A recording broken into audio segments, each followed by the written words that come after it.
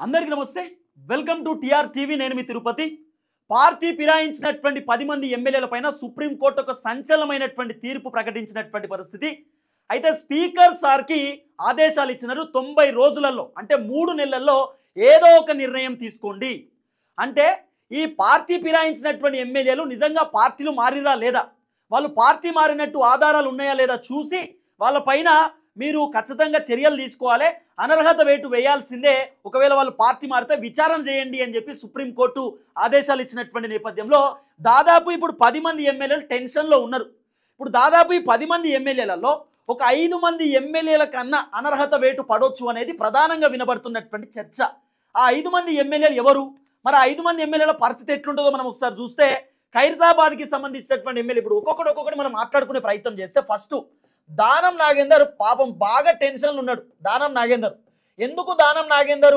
టెన్షన్లో ఉన్నాడంటే దానం నాగేందర్ టెన్షన్కి గల కారణం ఏంటంటే పాపం ఆయన బీఆర్ఎస్ పార్టీకి గెలిచిండు బీఆర్ఎస్ పార్టీకి గెలిచి కాంగ్రెస్ పార్టీకి వచ్చిండు కాంగ్రెస్ పార్టీకి వచ్చి కొన్ని కాంగ్రెస్లో సక్కగా ఉన్నాడా అంటే ఇక్కడ ఎంపీగా పోటీ చేసిండు కాంగ్రెస్ పార్టీ బీఫామ్ పైన అడ్డంగా ఇరుక్కోపోయిండు దానం నాగేందర్ ఇప్పుడు దానం నాగేందర్కి వేరే ఆప్షన్ కూడా కనబడతలేదు దానం నాగేందర్ పైన పక్క స్పీకర్ సార్ గనక డిసిషన్ తీసుకుంటే ఫస్ట్ డిసిషన్ దానం నాగేందర్ పైన పడవచ్చు దానం నాగేందర్ భయంతో నా పైన డిసిషన్ కంటే ముందే నేనే కాంగ్రెస్ పార్టీకి రాజీనామా చేసి నేనే ఉప ఎన్నికలలో పోటీ చేస్తే బెటర్ కదా అని అనుకుంటున్నాడట ఒకవేళ స్పీకర్ సార్ కనుక పదవి తీసేసిండు అనుకో పరువు పోతుంది జనాలు మాట్లాడుకుంటారు కదా పార్టీ మారిండు సస్పెండ్ చేసిన అనుకుంటారు కదా ఈ సస్పెన్షన్ ఇదంతా ఎందుకు నేనే రాజీనామా చేస్తే అయిపోతుంది కదా నేనే రాజీనామా చేసి నేను ఒరిజినల్ కాంగ్రెస్లోకి వెళ్ళి పోటీ చేస్తా నేను అప్పట్లో బీఆర్ఎస్ నుండి ఇడికి వచ్చిన కానీ ఇప్పుడు ఈ పదవి నాకు వద్దు నేను ఇప్పుడు కాంగ్రెస్లోకి వెళ్ళి చేస్తా అని చెప్పి ఆయనే ఉల్టా పోటీ చేసేటటువంటి కార్యక్రమం చేయవచ్చు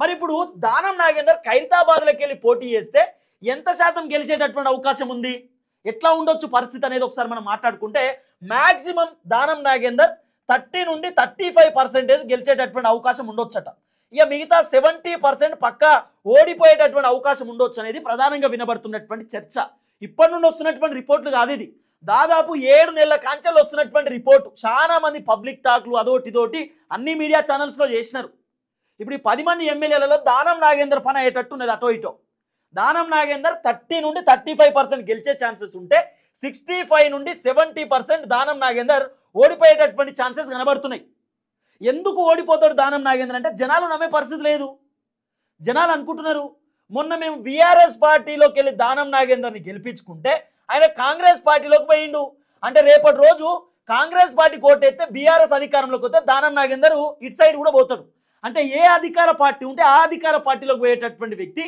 దానం నాగేందర్ కాబట్టి మేము ఆయన నమ్మము తర్వాత దానం నాగేందర్ కాంగ్రెస్లో ఉన్నాడు ఏం జరిగింది కాంగ్రెస్ అధికారంలోకి వచ్చినాక సిటీలో ఏం జరిగింది హైడ్రా అని చెప్పి మొత్తం ఆగమాగం చేసిరు హైడ్రా వల్ల మాకేం లాభం జరిగిందని చెప్పి కూడా ఖైరతాబాద్ జనం కొంచెం ఆగ్రహంతో ఉన్నారు కాబట్టి దానం నాగేందర్కి ఖచ్చితంగా కొంత మళ్ళీ ఉప ఎన్నికలు వస్తే ఇబ్బంది అయ్యేటటువంటి అవకాశమే ఉండొచ్చు దానం నాగేందర్ ఒకటైతే ఇక రెండవది కడియం శ్రీహరి మీకు తెలుసు ఈ సారు కడియం శ్రీహరి ఈయన ఫస్టే చెప్పిండండి కడియం శ్రీహరి కాంగ్రెస్ ప్రభుత్వం 2 సంవత్సరాల కంటే ఎక్కువ ఉండదని చెప్పిండు కడియం శ్రీహరి స్టార్టింగ్లో ఆయన బీఆర్ఎస్ పార్టీలో ఉన్నప్పుడు సీన్ కట్ చేస్తే ఇదే కడియం శ్రీహరి బీఆర్ఎస్ పార్టీలోకి వెళ్ళి కాంగ్రెస్ పార్టీకి వచ్చినటువంటి వ్యక్తి అసలు ఎట్లా జరిగింది ఇట్లా అని చెప్పి ఆరాధిస్తే కడియం శ్రీహరి బీఆర్ఎస్ పార్టీ నుండి గెలిచిండు కడియం శ్రీహరి వాళ్ళ బిడ్డ కడియం కావ్యకు బీఆర్ఎస్ పార్టీ బీఫామ్ ఇచ్చినారు ఎంపీగా పోటీ చేయడానికి వరంగల్ నుండి బీఫామ్ ఇచ్చినారు కారు గుర్తు పైన పోటీ చేయవచ్చు ఈ అవకాశం కేసీఆర్ ఇచ్చిండు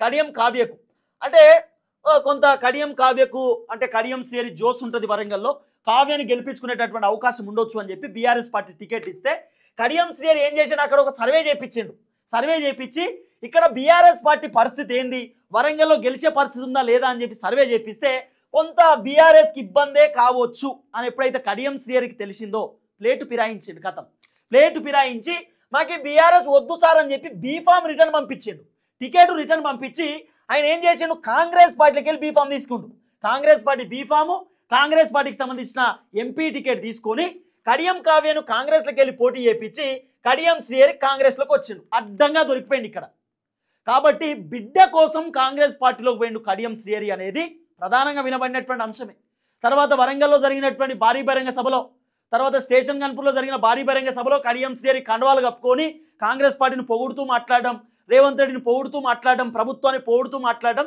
ఇవన్నీ వీడియోస్, ఫొటోస్, విజువల్స్ ఉన్నాయి. కాబట్టి ఇక్కడ కడియం శ్రీహరి అడ్డంగా దొరికిపోయిండు. దానం నాగేందర్ ఒకటైతే కడియం శ్రీహరి 2, దానం 1, కడియం శ్రీహరి 2 అనర్హత. మరి కడియం శ్రీహరి స్టేషన్ గన్పూర్లో మళ్ళీ ఎలక్షన్స్ వస్తే కడియం శ్రీహరి గెలిచే అవకాశం ఉంటుందా అంటే దాదాపు 50-50, 50-50 ఛాన్సెస్, 50-50 గెలవచ్చు, ఓడిపోవచ్చు. జనాలు అక్కడ కూడా అనుకుంటారు మేము బీఆర్ఎస్ పార్టీ కోటేసి కేసీఆర్ని గెలిపిస్తే కడియం శ్రీహరి కాంగ్రెస్లో పడ్డాడు పోయి, కాంగ్రెస్ కడియం శ్రీహరి వెనక ఏమొచ్చింది, ఓ సీసీ రోడ్ వచ్చిందా, రైతు బంధు వచ్చిందా, రుణమాఫీ వచ్చిందా, పెన్షన్ వచ్చిందా, మహిళలకు పోవాల్సిన బెనిఫిట్స్ వచ్చినాయా, వృద్ధులకు పెన్షన్లు వచ్చినాయా, నిరుద్యోగులకు ఉద్యోగాలు వచ్చినాయి, ఇవన్నీ మాట్లాడుకుంటారు కదా ఊళ్ళే. స్టేషన్ గన్పూర్ ఏం పెద్ద సిటీ కాదు కదా, పల్లెటూరే. కాబట్టి స్టేషన్ గన్పూర్లో కూడా కడియం శ్రీహరి గురించి మాట్లాడుకుంటారు జనాలు. కాబట్టి ఈ స్టేషన్ గన్పూర్లో కూడా 50-50 ఛాన్సెస్, గెలిస్తే గెలవచ్చు, ఓడిపోతే ఓడిపోవచ్చు. ఈ వ్యవహారం కూడా కనబడుతున్నది. కాబట్టి కడియం శ్రీహరి కూడా పెద్ద దెబ్బ పడేటటువంటి అవకాశం ఉండొచ్చు. తర్వాత షేర్లింగంపల్లి అరకేపూడి గాంధీ కొంత సేఫ్ జోన్లో కనబడతా ఉన్నాడు. ఎందుకంటే ఆయన అటు ఇటుగా నేను ఇక మారలేదని కూడా చెప్పవచ్చు. ఎందుకంటే అరకేపూడి గాంధీ ఎక్కువ శాతం మనకు సోషల్ మీడియాలో కొంత వైరల్ తక్కువ కనబడతాడు. కానీ ఈ మధ్యకాలంలో కాంగ్రెస్ పార్టీ కండువాలు అదోటి ఇదోటి కప్పుకున్న ఫోటోలు తెరపైకి వస్తున్నాయి కాబట్టి చెప్పలేము. ఇక ప్రకాష్ గౌడ్ రాజేంద్ర నగర్ ఆయన కూడా కొంత సేఫ్ జోన్లో ఉండడానికి నానా రకాల ప్రయత్నిస్తూ ఉన్నాడు. కానీ ఇబ్బంది అయ్యేటటువంటి అవకాశం ఉండొచ్చు విచారణ చేస్తే. ఇక పోచారం శ్రీనివాసరెడ్డి మొత్తం సైలెన్స్, ఆయన బయటకు వచ్చే పరిస్థితి లేదు, తిరిగే పరిస్థితి లేదు, గప్చూపు ఉన్నాడు. తర్వాత తెల్లం వెంకట్రావు, ఈ తెల్లం వెంకట్రావు ఈయన భద్రాచలానికి సంబంధించినటువంటి ఎమ్మెల్యే, ఈయన మొట్టమొదటిసారి కాంగ్రెస్లోకి వచ్చినటువంటి వ్యక్తి. కాబట్టి తెల్లం వెంకట్రావుకి సంబంధించినటువంటి ఫోటోలు, వీడియోలు మస్తుగా వైరల్ అయినాయి. ఆయన ఏది కాంగ్రెస్ పార్టీ కండువాలు కప్పుకొని తిరిగేటి, అటు పోయేటి మీటింగ్లు అయ్యి. కాబట్టి కొంత తెల్లం వెంకట్రావుకు కూడా ఇబ్బంది అయ్యేటటువంటి అవకాశం ఉండొచ్చు. ఒకవేళ భద్రాచలంలో ఉప ఎన్నికలు వస్తే పరిస్థితి ఏంది, ఒకవేళ ఆ ఎమ్మెల్యేని కనుక స్పీకర్ సార్ సస్పెండ్ చేసే పరిస్థితి ఏంటంటే మ్యాక్సిమం భద్రాచలంలో తెల్లం వెంకట్రావు మళ్ళీ గెలిచే అవకాశం ఉండొచ్చు. 80% ఛాన్స్ ఉంది. 20% ఓడిపోయిన ఆశ్చర్యపోవాల్సినటువంటి అవసరం లేదు, 80% గెలవచ్చు. ఎందుకంటే తెల్లం వెంకట్రావు కొంత పాజిటివిటీ ఉంది, తెల్లం వెంకట్రావు తప్ప వేరే ఆప్షన్ లేదనేటటువంటి వ్యవహారం అక్కడ ఉంది.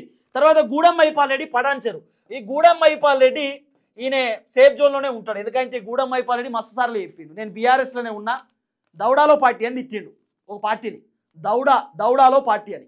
ఏం చెప్పాలి ఇక, ఇట్లా ఇచ్చినటువంటి వ్యక్తి ఈయన బూతులు మాట్లాడతాడు ఎక్కువ గూడెం మైపాల్ రెడ్డి. ఈ గూడెం మైపాల్ రెడ్డి ఆయనది ఇచ్చిన బూతులే అంటున్నాను, నేనేం కొత్తగా మాట్లాడలే, ఆయనే అన్నాడు. ఆయన వీడియోలు మస్తుగా వైరల్ అయినాయి. పొట్టుపోటు తిట్టిండు కాంగ్రెస్ పార్టీని, బాగా తిట్టిండు. మాది బీఆర్ఎస్, గా పార్టీతో నాకేం పని, కేసీఆర్ ఇంపార్టెంట్, కేటీఆర్ ఇంపార్టెంట్ అని కూడా చెప్పిండు. రేవంత్ రెడ్డి ఫోటో నేను పెట్టుకోను నా ఆఫీస్లో అని కూడా చెప్పిండు. అట్లా ఉల్టా పుల్టా మాట్లాడిన వ్యక్తి గూడెం మైపాల్ రెడ్డి. ఇప్పుడు ప్రజెంట్ కాంగ్రెస్ నుండే చలామణి అవుతున్నాడు. మరి ఆయన బీఆర్ఎస్ కాంగ్రెస్ తెలియదు, కానీ కాంగ్రెస్ నుండే చలామణి అవుతున్నాడు. గూడెం మైపాల్ రెడ్డి పడాన్చెరులో ఒకవేళ ఎన్నికలు వస్తే గూడెం మైపాల్ రెడ్డి 100% ఓడిపోతాడు. దాంట్లో వేరే ఆప్షనే లేదు, ఓడిపోతాడు. అసలు ఆయనకు ఓటు కూడా వేయరు నాకు తెలిసి. ఎందుకంటే అట్టున్నవా ఇటున్నవా, ఆ గట్టునున్నావా నా గన్న ఈ గట్టున అన్నట్టుంది ఇప్పుడు గూడెం మైపాల్ రెడ్డి పరిస్థితి. ఇక తర్వాత గూడెం మైపాల్ రెడ్డి మినహాయిస్తే తర్వాత కృష్ణమోహన్ రెడ్డి గద్వాలకు సంబంధించినటువంటి వ్యక్తి. ఈయన కూడా కొంత సేఫ్ జోన్ ఉండడానికి ట్రై చేస్తూ ఉన్నాడు. కానీ కృష్ణమోహన్ రెడ్డి కూడా మ్యాక్సిమం 50-50 ఛాన్సెస్ ఉండొచ్చు, గెలవచ్చు, ఓడవచ్చు, ఏదైనా జరగవచ్చు. తర్వాత సంజయ్ కుమార్ జగిత్యాల, ఈ సంజయ్ కుమారు జగిత్యాలకు సంబంధించినటువంటి ఎమ్మెల్యే. ఈయన కూడా బీఆర్ఎస్ నుండి కాంగ్రెస్లో పోయిండు. ఈయన 80% ఓడిపోయేటటువంటి అవకాశం ఉంది జగిత్యాలలో, 80%.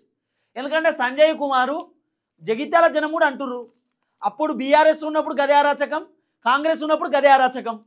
ఆయన ఏముంది కొత్తగా, అప్పుడు ఎట్లున్నాడో ఇప్పుడు గట్టినే ఉన్నాడు, కేవలం పార్టీ కనవ మార్చింది అంతే. మరి సంజయ్ కుమార్ పైన అనర్హత వేటు ఎట్లా పడవచ్చు అంటే మస్తుగున్నాయి ఫోటోలు, వీడియోలు, బయటకు వచ్చి ప్రెస్ మీట్లు ఇచ్చింది మస్తుగున్నాయి.